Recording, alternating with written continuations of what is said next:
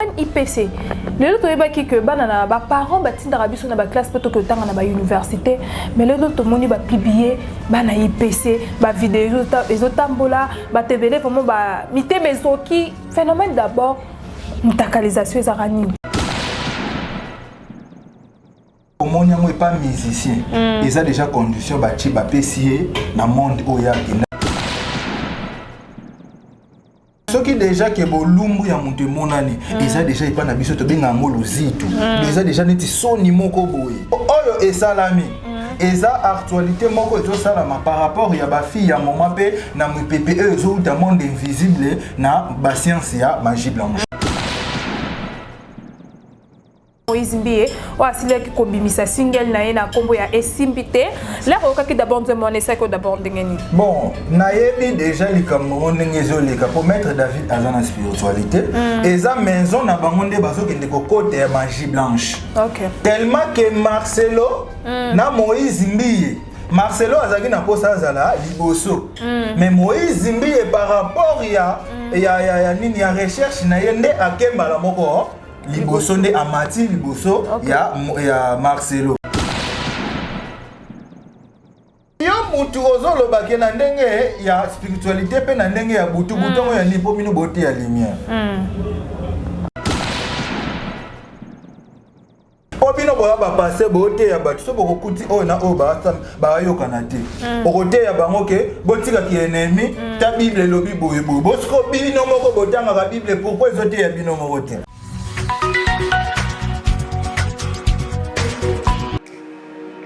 Allô? Ils sont là.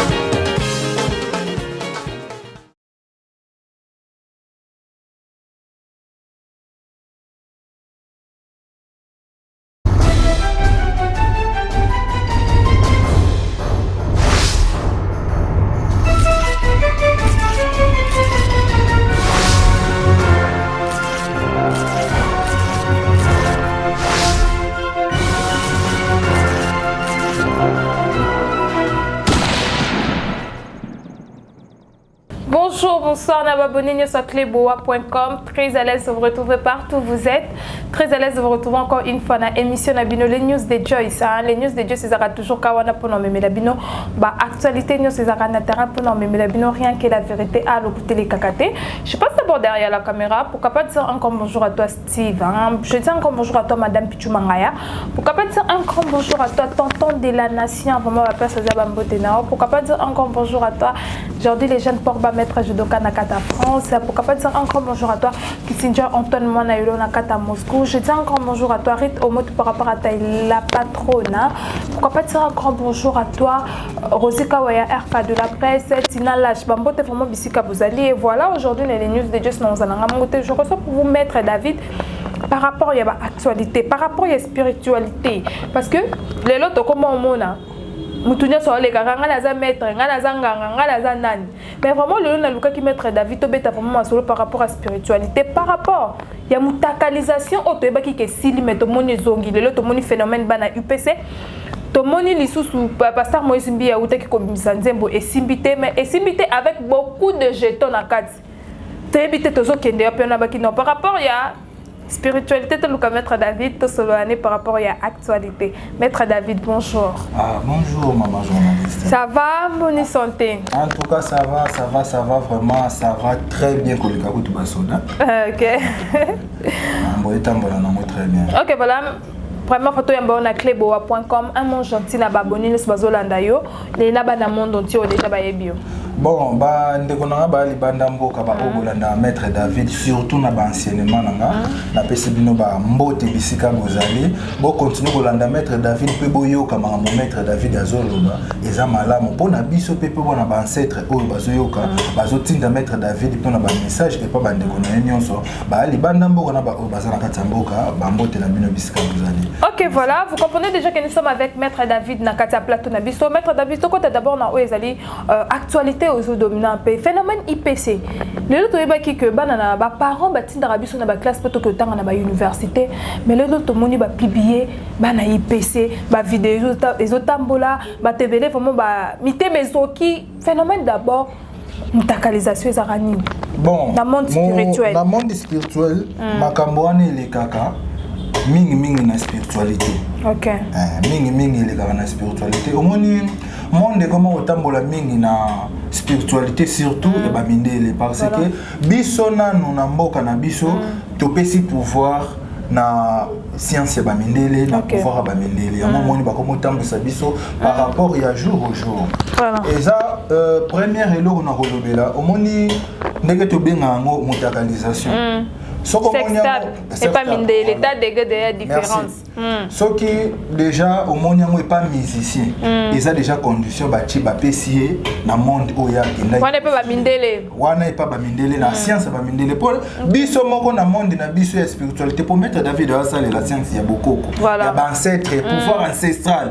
Ce qui déjà que bolumbu ya monte monani ils ont déjà pas na biso to benga ngoluzitu. Ils ont déjà neti soni moko boye. Mais ce que est pas mondele a memia mon ndenge ya condition ils ont condition passe et pas ba musicien ils ont condition nanzela kenda ikolande ba mindele et pas ba pasteur pe bimi ils ont condition mais ce que oyo et salami eza actualité moko ezo salama par rapport ya ba fille ya mama pe na mupepe ezo ta monde invisible na ba science ya magie blanche ozolanda ba fille bazo sala bongo po batekama mutu mususa komona ye abengi etindela nga fille wana to mona hotel matro ko vanda pe ka bopa image elio na téléphone. Soko koti na monde wana eza eloko oyo mundele azolinga ya kokotisa biso poto kota na distraction moko boye poto bosa na ba ancêtre na biso.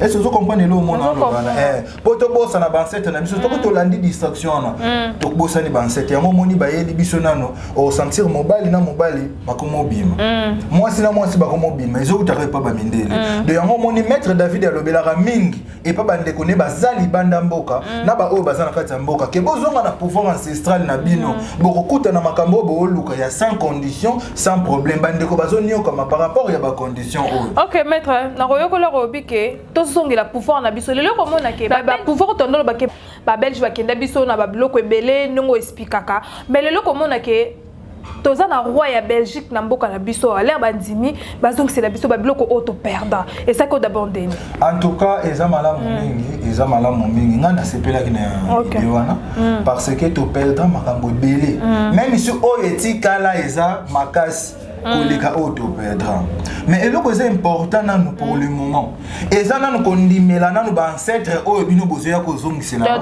tonzima bango so ba tonzimi bamba pouvoir na biso ezonga voilà ezonga na sens ni na lobeleza lokola ye oza papa nanga na ondimela te na ondimela papa moninga me yo kozongisa biloko papa na biso te fona banana nanu kondimela papa muta kopesa nga pouvoir na mayele oyo aza nango poto zwa pe oyo ekendaki to sangisa epesa biso force et au monde na moment où tous en a monde spiritualité bitumba pe débat eza makasi par rapport à ba ancêtre na biso na ba ancêtre mindele so ko mona makambo ezo sala matro et makambo pe esalami c'est que euti na monde spirituel nde ekobima na monde physique ozolanda parce que ba ancêtre na biso bazo déclarer ba biloko na biso o bakendaki nango pe bazo déclarer pa na biso moko bana na bango pe bakoko na bango tondimela pouvoir ya ba ancêtre po bazala na makasa kopesa biso force oyo biso tozoluka soki biso moko tozondimela bango te bongo bango bakoya kopesa biso yango na makasi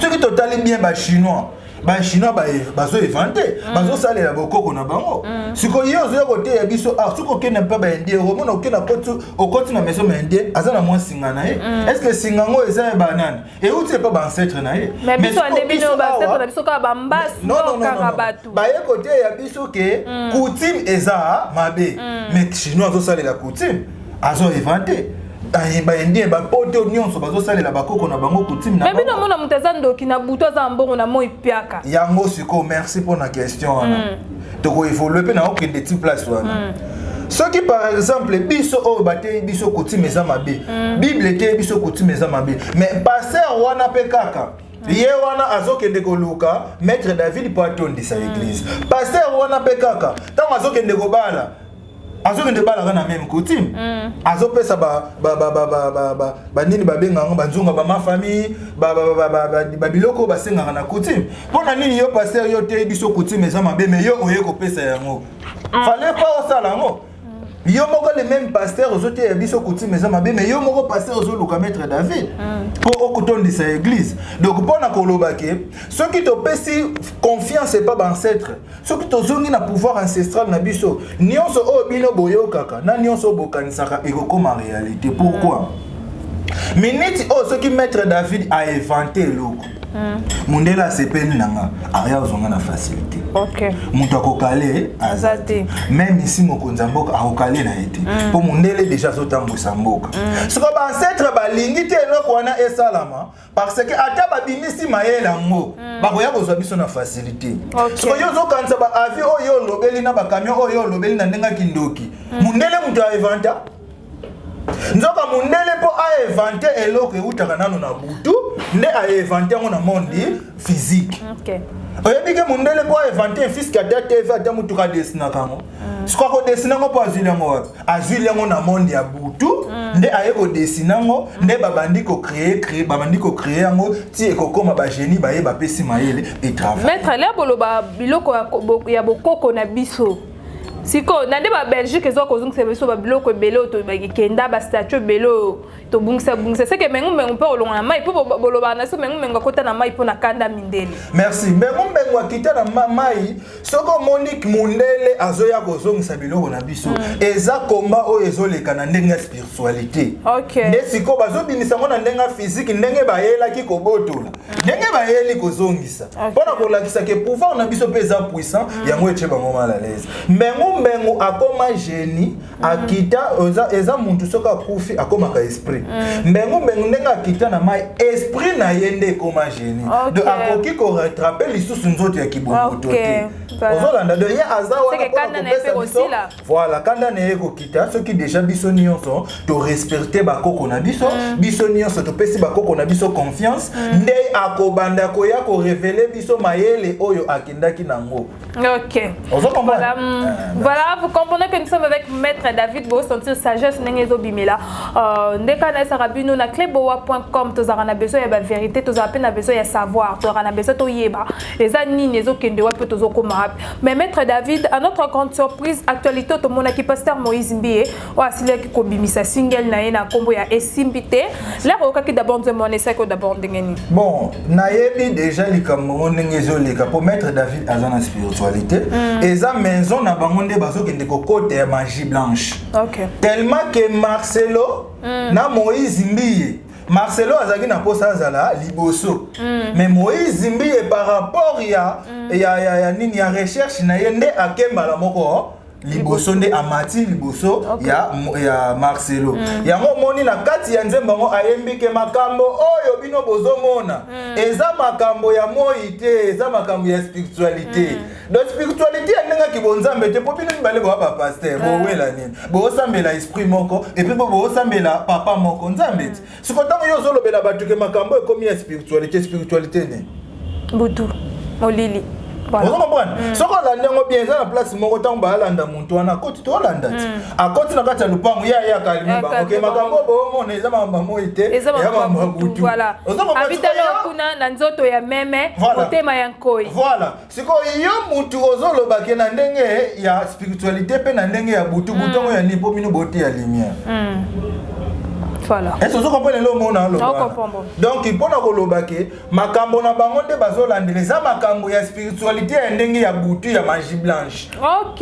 Donc siko Maître David tolito yeba place o kuna tala motema ya nzoto ya meme mais motema enkoye eza kasi ye o précipité nga nazalaki liboso siko yo ye olongoli nga oye liboso nde epesi confusion na ndenge ya butu nde sikoyo kande ebimi na moi yango tomoni yango na miso po bino boya bapase boteya bato so bokokuti oyo na oyo bayokana te okoteya bango ke botikaki enemi ta bible elobi boyeboye bosiko bino moko botangaka bible pourkoi ezoteya bino moko te abitala wana aye na butu akoki te aye kobimisa na internet na butu moko kasi yo mosala nzambe yo oyaki na butu ndenge nini na ndenge kindoki seke kindoki ya maître David pe eza mabe te po eza ya baancetre na ye bongo mondeko mindele bango basalelaka nzambe na kati ya kikonzambe kindoki eza te peut-être ya bango na lola na lola ya bakutanaka kindoki ya lola ezala bandeko nanga botalanga eske kindoki ya lola ezala bino boosambela po kindoki esila ti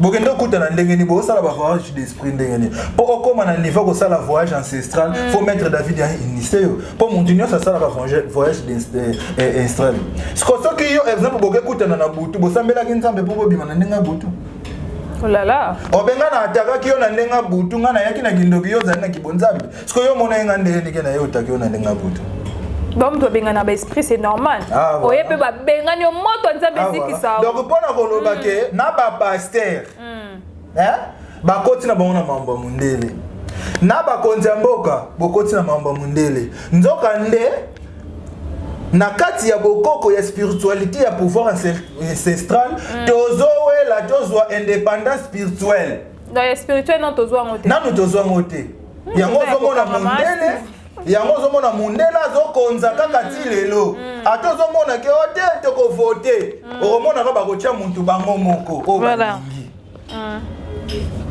ozokomprendre ote biso tozana bango bakotia muntu oyo bango balingi mpo bakontinue kokonza yango momonaki ke ote akendaki kuna asinyaki bacontrat asinyaki bacontrat na monde spirituel akoki kotrahir te wana point d'interrogation mamba mboka mais et pas maître David tolingi toloba kaka ke bozonga na pouvoir ancestral tozwa ba solution makambo e déranger biso makambo ebele oyo ezo déranger bandeko na biso bandeko ebele bozali banda mboka na ba oyo bazana kati ya mboka ozomona ke ozo travailler mbongo ezomona na te ozo avancer te makambo esimba te bele la maître David soko moniki ozali banda mboka mukanda depo bando luka ozwa te okoma kosalaka bacoup de main belinga maître David soki pe ozana posa un code ya famille ozwango naturel bancêtre bakopeso yango sans condition soki pe ozana posa portefeuille du bonheur et pas maître David ozwango sans condition ote bimaka na bana mibali non o bimaka na mwana oboti mais maître David toyebi pe epa nzambe ku tokenda kofuka mela miko nyonso topesaka ye merci pour na souffle de vie mais pas nzambe pe condition ezaka ndeni epa no condition ezalité pas nzambe condition ezaka nini il faut sambela papa mbole faut tika masumu il faut sara okabaka il faut za motema malamu yango na pas condition pas nzambe non maître David tant azoloba sans condition et ancêtre batindi maître David aya kopesa message o nga na opesa OK bapesi bango privilège kopesa bango ba porte-monnaie magique ba portefeuille du bonheur ba code ya famille ba bonheur ya famille po ba bunga nzela mindele o bazolanda parce que mutu nyonso ayebi ke soki na lingi na luka kisi seke fona luka magie blanche nzoka pona kolobela bino ke kisi eza na kati ya magie blanche te kisi eza na kati ya magie noire nde mundele aye kozwa mayele na biso ake ko évoluer asali magie blanche eza ba génie o bazo servir bango eza ba génie na biso nde bakanga bamema bango kuna nde bakoma ko servir magie blanche yango moni lelo bazo ya kozongisa bango moko pe bandeko nyonso oyo maître David abeta sete soko moni ke ozana posa spiritualité luka magie noire po ata luki magie blanche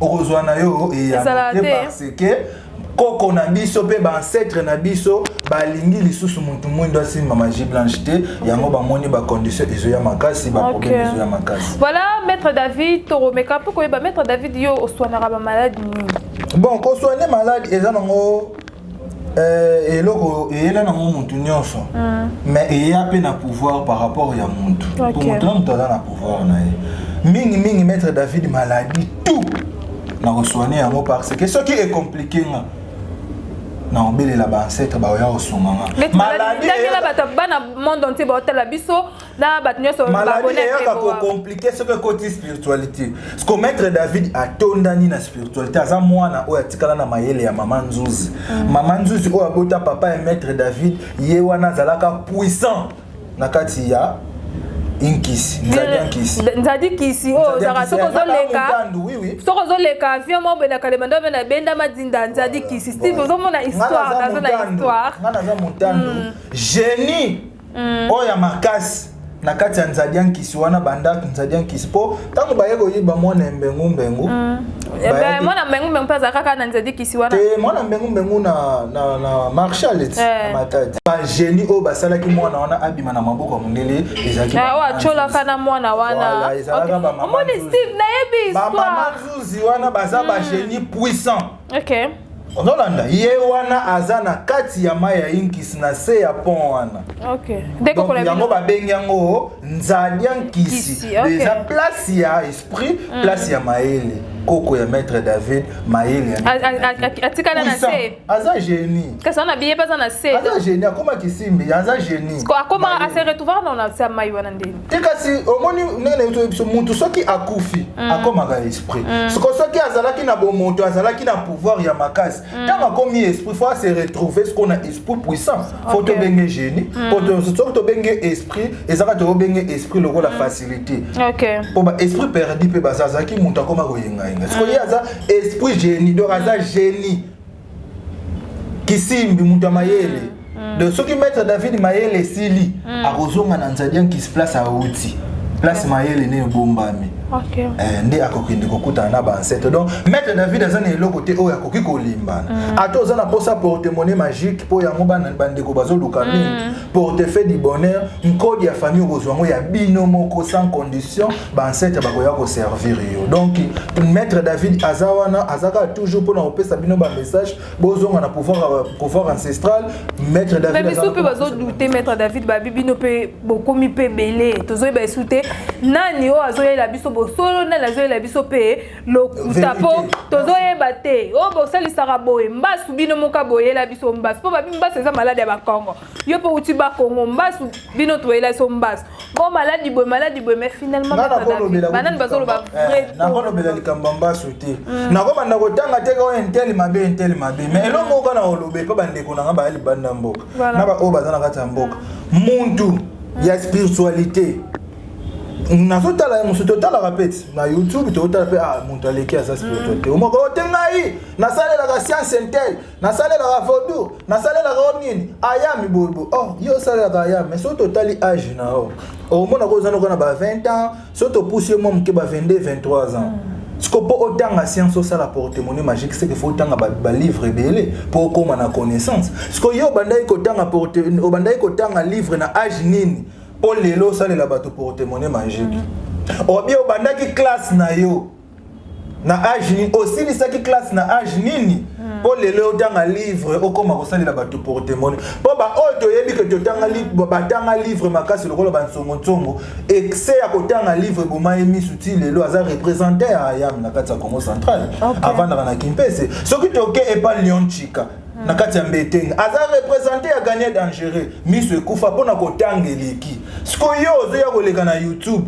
ozoloba ke yo oza représenter ya science moko boy osalela bato porte-monnaie magique yo banda ekotanga livre na la na âge nini omibengi chef coutumier siko chef coutumier ko bapesa ki yo yango na âge wana po kamba banani na chef coutumier na yango no moni to pesika mo ba détail pourtant bo otalaka bo différence ke oyo nani pour parce que place bato bazozwa lobiko bato pe bakoya ebele pona koya ko bebisa ozolanda donc makambo o to dosala suka to bando kanga bango moko yo sala licence wa nana ebio meka isko sala eloko moko bo total oyo ya kosomba te yango moni maître David asala rane sous démonstration na émission te voilà on a posa botala maître David ba démonstration na ye kota na YouTube comment magicien David TV officiel kota na YouTube comment magicien David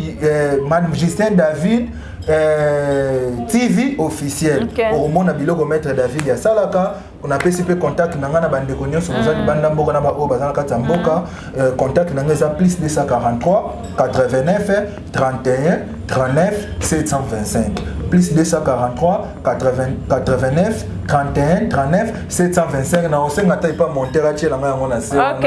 Voilà, maître David, comme peut que malem na suka émission na biso, maître David, en tant que maître, l'air ota bitumba ya ba pasteur.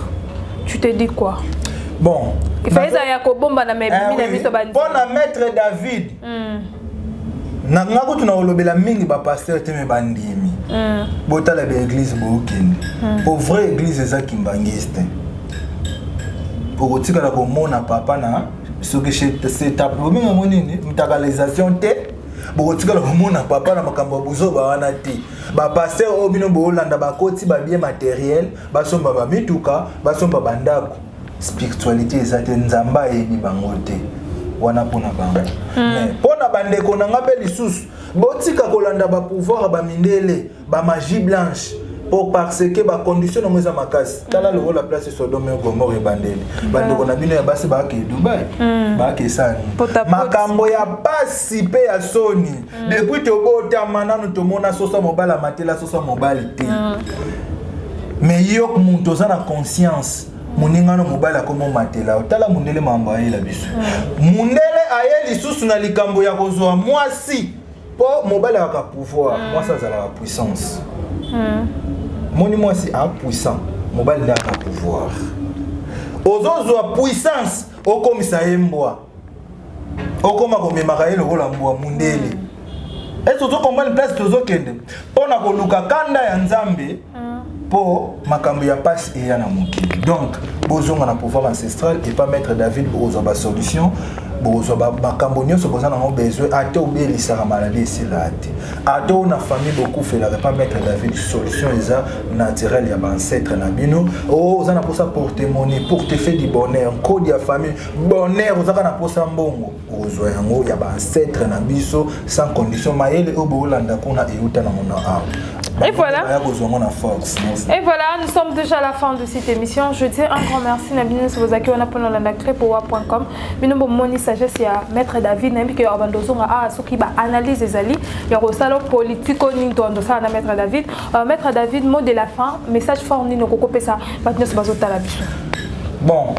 Message na koki kopesa premièrement na zongeli numéro nanga plus 243 89 31 39 725 plus 243 89 31 39 725 message à maître David Ezali bozonga na pouvoir ancestral bozonga na pouvoir péné à ancêtre na bino soko le mot tala péné que maître David azasi maître David asala musala na nzela te kota na magistrat David TV officiel au monde à maître David ba temple naé nana temple na kin nana temple à Congo central Luanda Lubumbashi ba temple les a par-ci par-là bande konanga bozonga na pouvoir ancestral botika kolanda banzela bo Holanda boko kana bino po za ba solution te ba ancêtre baza wana bazotinda maître David pour na ko pesa bino message bozonga po tozana posa tozo indépendance spirituelle.